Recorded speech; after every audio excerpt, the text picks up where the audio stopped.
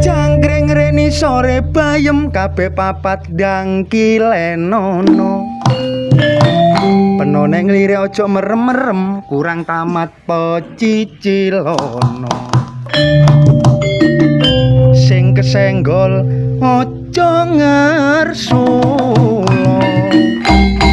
Kembang gedang jupono nek kebimbang paranono.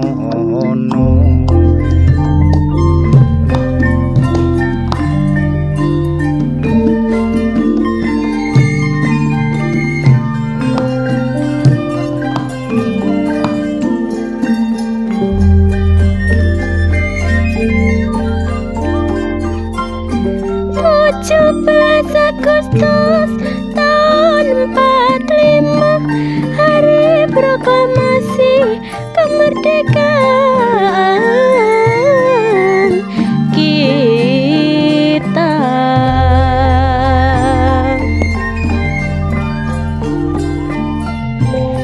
Diperingati bangsa Indonesia berkah kemurahan Tuhan yang Maha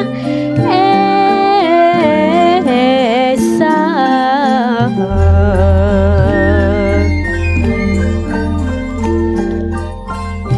Tidak mengenal jerih lan payah, mulane maju terus pantang mau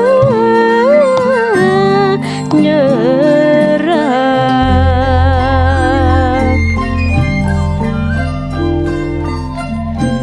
Baik mati bermandian darah daripada negara kita dijajah.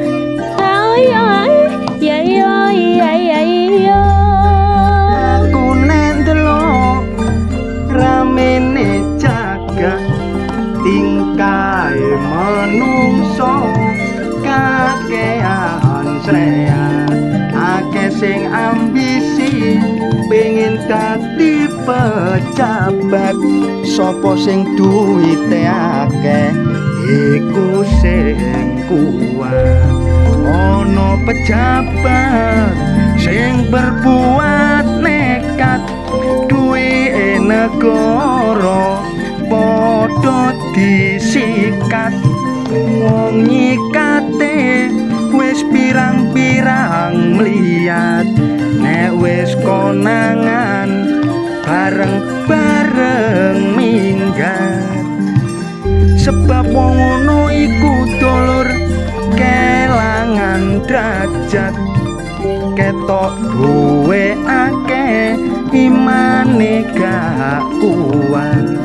Engko nek ketangkap terus dijerat, sayange nek wis disidang apen-apen jantunge kumat. Jula-juli dangdut. Ayo Dik. Ayo Mas. Yo.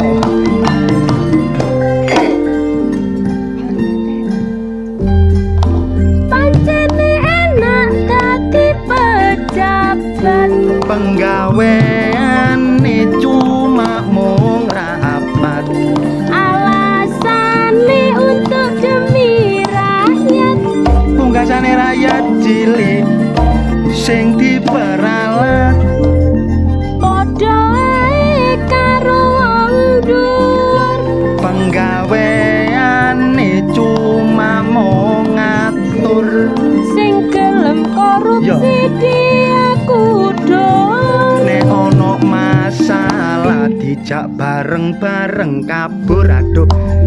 Indonesia korupsi wis kesuwur, Oknum pejabat tekano sing jujur. padahal wis diperantas tapi sik terlanjur.